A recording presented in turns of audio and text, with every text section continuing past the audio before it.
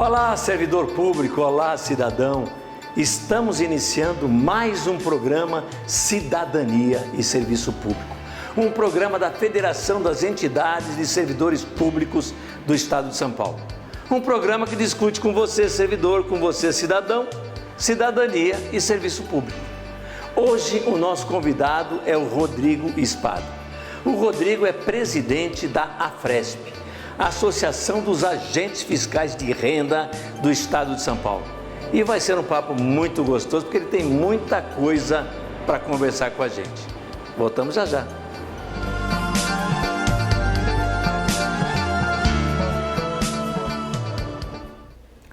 Estamos de volta com o programa Cidadania e Serviço Público, um programa da Federação das Entidades de Servidores Públicos do Estado de São Paulo. Nosso convidado de hoje, presidente da Associação dos Agentes Fiscais de Renda do Estado de São Paulo, a AFRESP, é o Rodrigo Espada. Tudo bom, Rodrigo? Tudo bem, Gozzi. Muito obrigado. É uma honra estar aqui. Seu programa eu já tive outras vezes, tem uma grande repercussão, um programa informativo.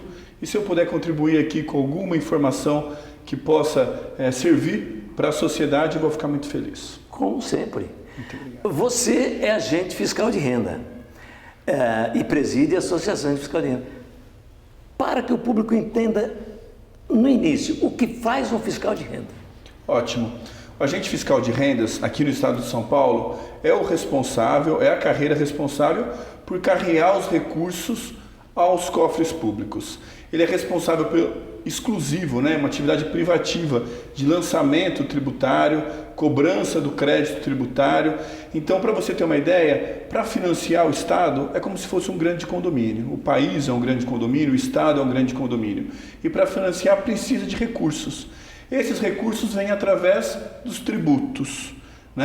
Os tributos, eles são a base necessária de financiamento público, a principal base.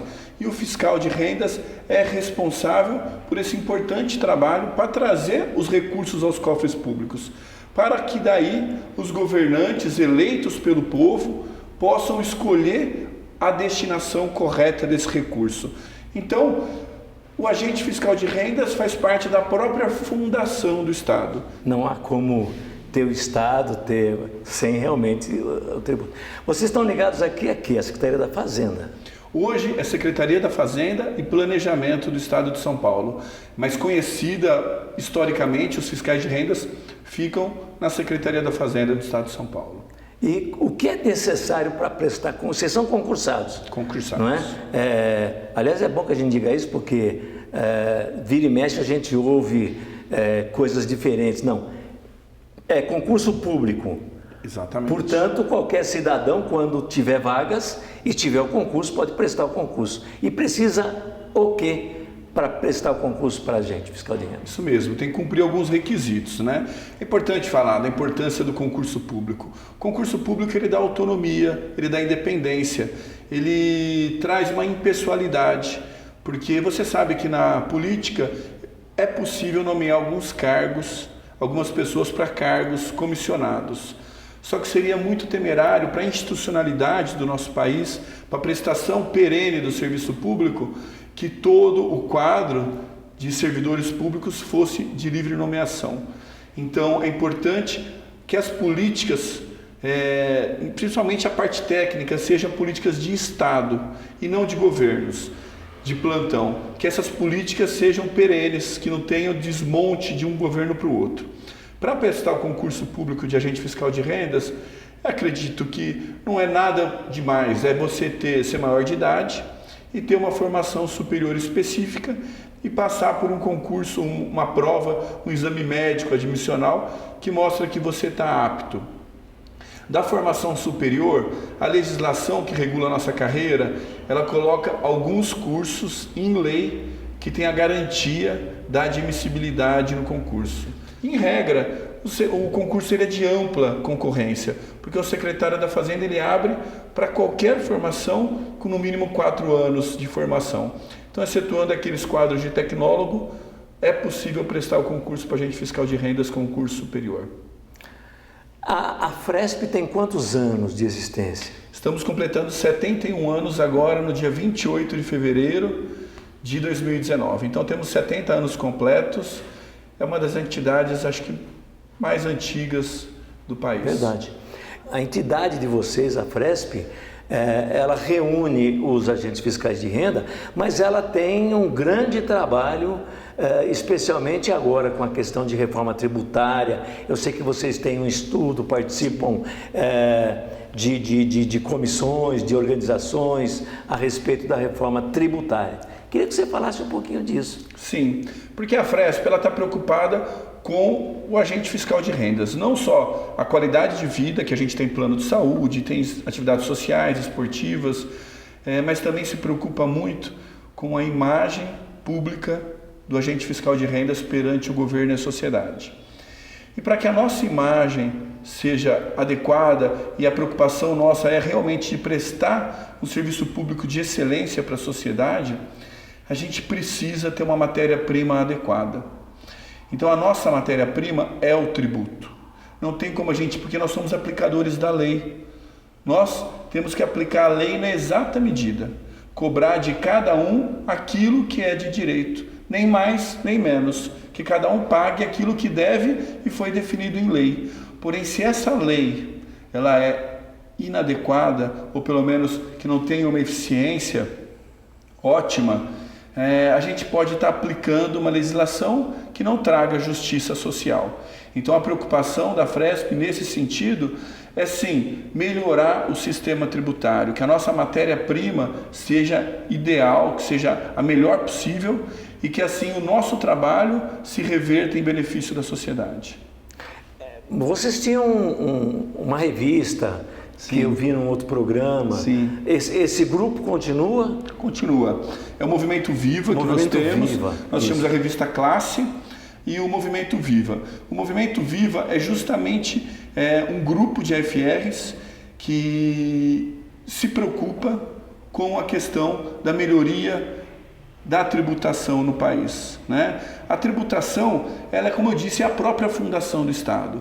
Ela reflete a correlação de forças no Estado. Os diversos setores da sociedade se organizam e vão buscar os seus interesses. E o sistema tributário, ele expressa isso. Não é à toa que antigamente, quando os reis dominavam alguma civilização, a primeira coisa que o novo governante que tinha dominado aquela civilização queria saber era como eram cobrados os tributos naquela sociedade, porque isso expressava para ele, manifestava, traduzia a própria correlação de forças da sociedade, quem manda, quem tem poder, quem não tem, porque isso acaba se refletindo no sistema tributário.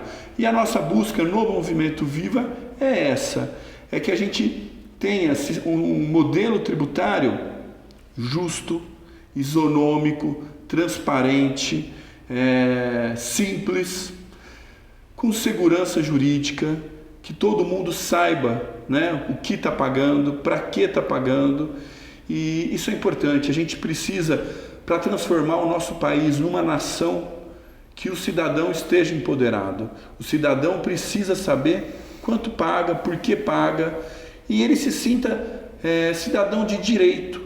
O Estado é um Estado provedor e ele é um consumidor do Estado. Quando ele compra uma roupa, uma vestimenta, tem um tributo ali embutido. Então, ele tem direito, porque ele está pagando naquele consumo um tributo e ele tem direito à segurança, à saúde, só que muitas vezes a sociedade não sabe disso. Então, a busca é essa, é por um sistema tributário mais justo. Em Brasília, participei de uns debates sobre reforma tributária. Que pontos você tem como necessários numa mudança da reforma tributária?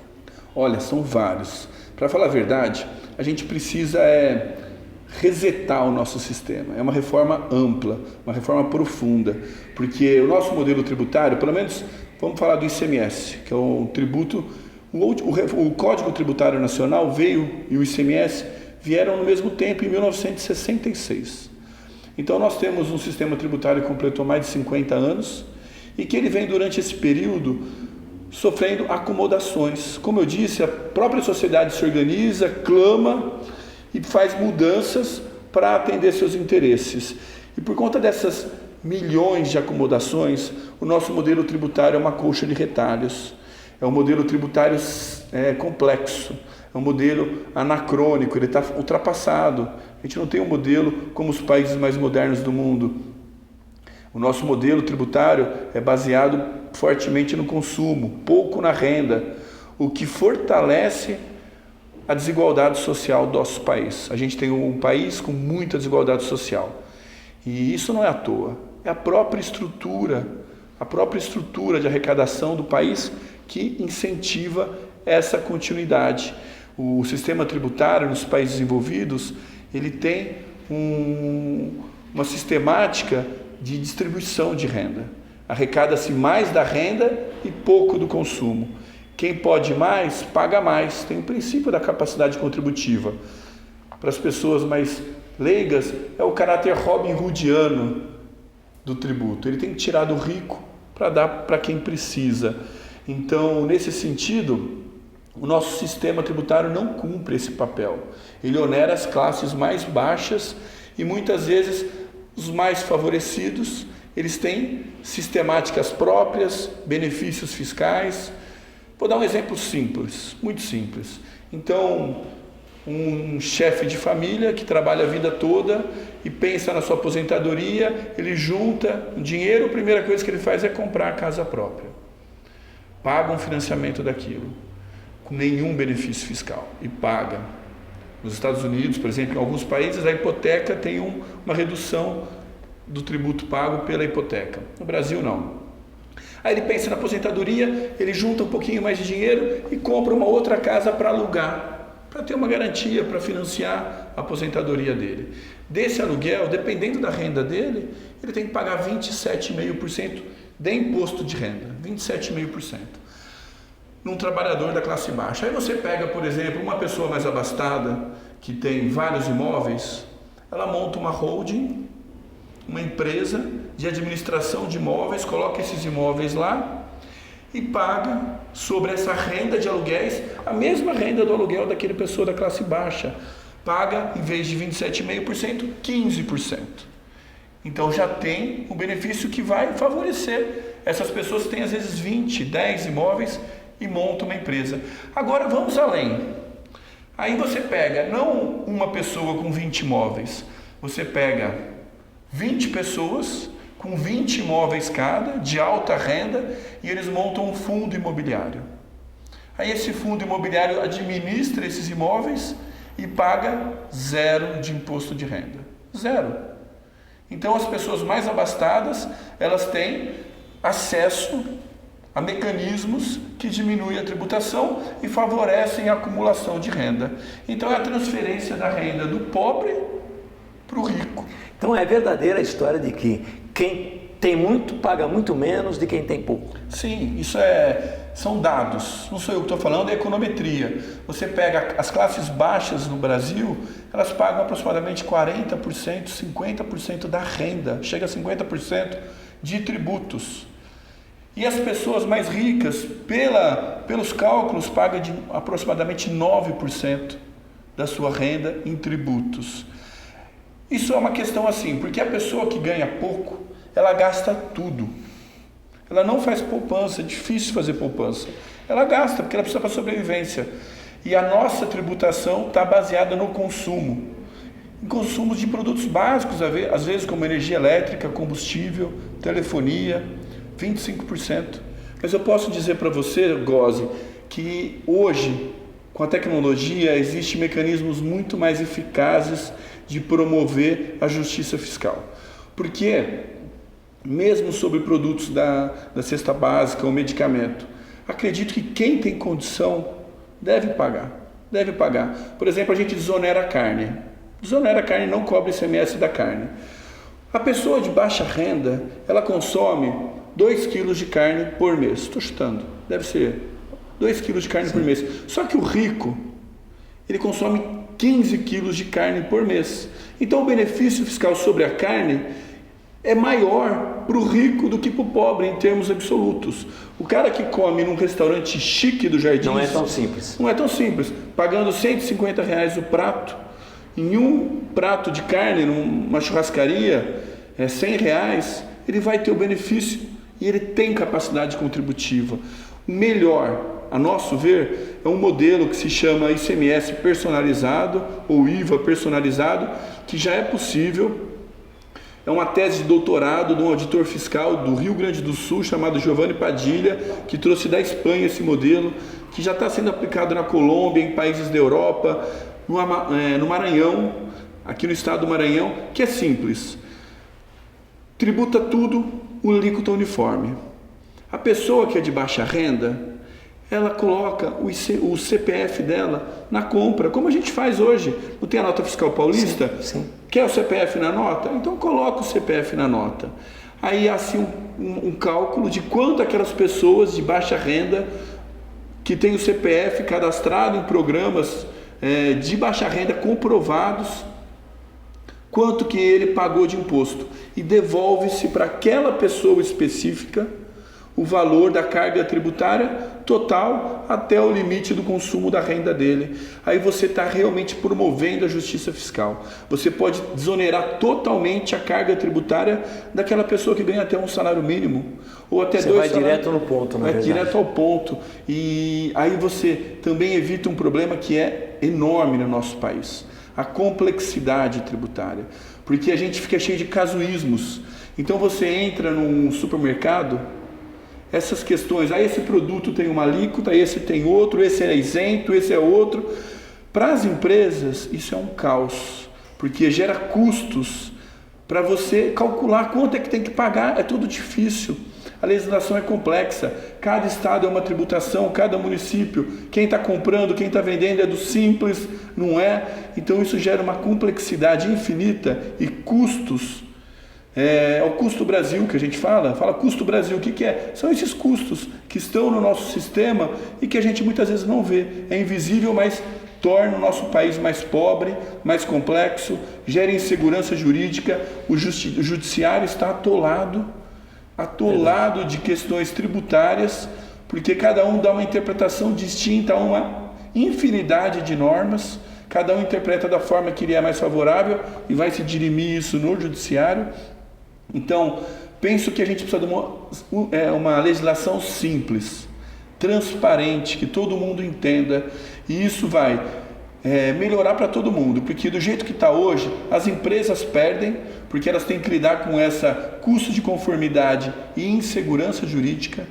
Investidores internacionais têm dificuldade de investir no Brasil, porque você pega o balanço de empresas brasileiras, tem um custo enorme, passivos enormes, lá de judiciais por questões tributárias, perde o fisco, porque a gente tem que lidar com uma matéria-prima muito complexa também, nós somos vítima, porque a gente mesmo tem dificuldade de lidar com essa infinidade de legislações e temos a nossa imagem pública desgastada, nem sempre se vê o fisco como defensor da sociedade, como ele o verdadeiramente é, e perde a sociedade também, que arca com esse custo, porque sempre quem paga é o consumidor final, arca com esse custo, não tem a transparência devida e não consegue decidir no voto, que é onde se deve, no voto, qual é a carga tributária para o serviço público que ele precisa ter. Tem que ter essa necessária relação.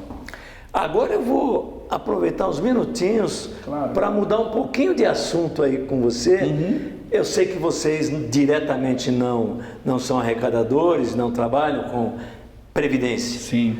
Mas, afinal de contas, a previdência é deficitária ou não?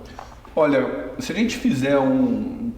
a gente olhar como fotografias, como muitas vezes a imprensa quer olhar, o ano de 2016, a partir do ano de 2016, a Previdência ela passou a ser deficitária. Ela passou a recolher menos do que ela arrecada. Só que essa é uma análise muito rasa, muito superficial que vai para a imprensa. Porque, na verdade, se você aprofunda a análise, você vê que há renúncias fiscais, que é o que a gente está querendo combater. Ontem mesmo saiu no estado de São Paulo que o Refis do ano passado abriu mão de 47 bilhões de reais, que era para ser cobrado, mas em renegociações de dívidas abriu mão de 47 bilhões para cobrar 59 bilhões. Então está abrindo mão aí de 40% do crédito.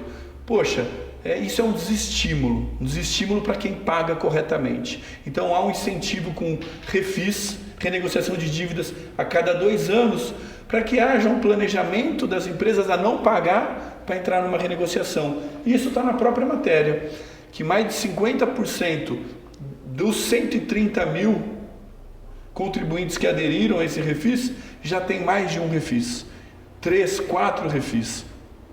Isso é injusto, porque quem paga em dia, paga corretamente, está arcando. Quem não paga fica esperando um novo refis. Exatamente, normalmente são os pequenos, são os que não têm instrução, que pagam corretamente. Então tem esse problema. Um outro problema é a DRU, desvinculação de receitas da União, que todo ano é cobrado, aprovado 30% de desvincular. Ou seja, se é deficitário, mesmo assim tira 30%, do que foi arrecadado da receita, porque tem tributos como a COFINS, que é a contribuição para a finalidade de seguridade social, ou a contribuição social sobre o lucro líquido, outra, que deve ir para financiar a seguridade social. E essa desvinculação draga recursos. Então isso não está sendo analisado.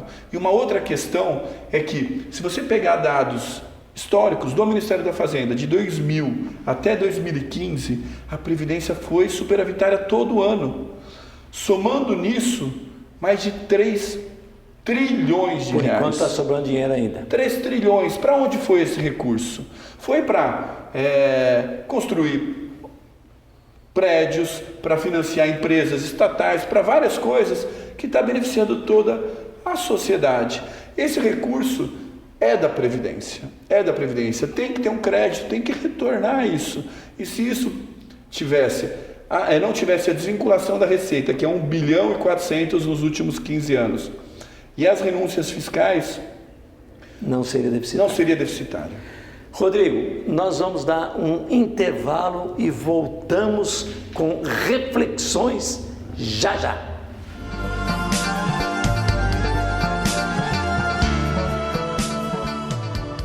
Estamos de volta com o programa Cidadania e Serviço Público, um programa da Federação das Entidades de Servidores Públicos do Estado de São Paulo. Um programa que conversa com você, servidor público, com você, cidadão, exatamente sobre cidadania e serviço público. E no programa de hoje nós estamos com o Rodrigo Espada, que é presidente da APRESP, Associação dos Agentes Fiscais de Rendas do Estado de São Paulo. E nesse último bloco, a nossa pergunta, Rodrigo, é reflexões. Então nós queríamos de você uma reflexão sobre o Brasil neste momento, porque tivemos renovação do Executivo, do Legislativo, Câmara e Senado Federal, tivemos nos estados, aqui no estado de São Paulo, que é a nossa casa, tivemos o governador e tivemos a Assembleia Legislativa. Como é que você vê esse trabalho todo daqui para frente? Legal, Gozzi.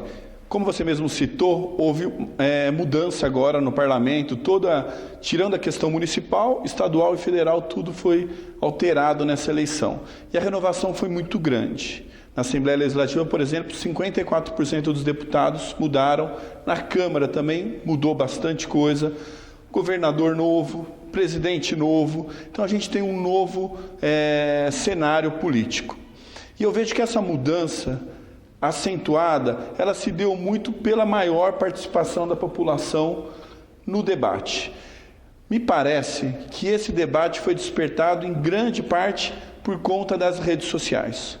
Não há como negar que hoje nós somos muito mais afetados pelas redes sociais do que éramos há 5 anos. E as redes sociais, elas dão voz, elas fazem a gente interagir mais. Porém, ao meu ver também, as redes sociais elas filtram. Nós estamos vendo a política por uma ótica, por uma lente das redes sociais, que tem algoritmos por trás, tanto Google, quanto Facebook, quanto WhatsApp, e ela traz para a gente a informação que a gente quer ver.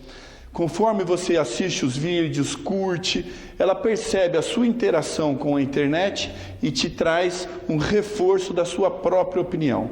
Este é o grande problema, porque a política ela é muito mais que isso. A política ela requer a empatia, o exercício do comedimento, o exercício do bom senso, é onde todos os caminhos se encontram.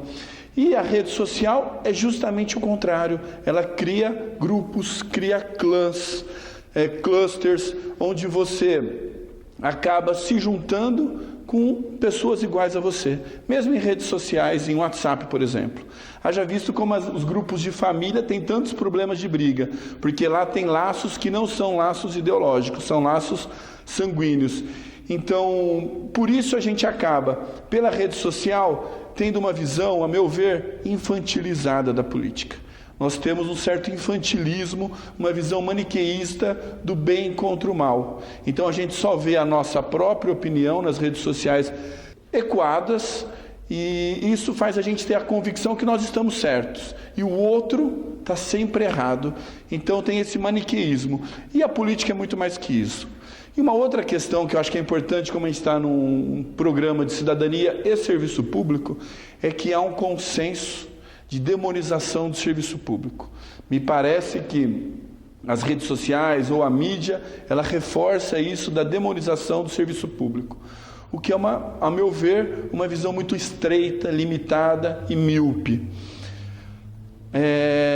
Acredito que se há alguma inovação hoje no Brasil, ela vem justamente do serviço público, de instituições fortes que trazem combate à corrupção, combate à sonegação, como é o caso do Judiciário, é o caso do Ministério Público, da Receita Federal, da fiscalização, da auditoria fiscal, tribunais de contas, instituições fortes trazem uma defesa da sociedade em seu cerne. Então, a questão não é se o Estado é grande ou o Estado é pequeno, que parece que tem que reduzir o Estado, tem que reduzir o Estado. A questão principal é se o Estado funciona. E o que a gente tem que lutar é por isso, por instituições fortes, com serviço público forte, técnico amparado, que vai dar respaldo à sociedade frente a essas intempéries políticas que a gente está vivendo. Muito bom. E assim terminamos o programa de hoje com reflexões maravilhosas aqui do Rodrigo Spado, que é agente fiscal de renda. Isso. E preside a Associação dos Agentes Fiscais de Renda do Estado de São Paulo. Muito obrigado, Rodrigo. Obrigado. Um bom programa e muita informação para o nosso telespectador. Obrigado, Gózio. Até o nosso próximo programa.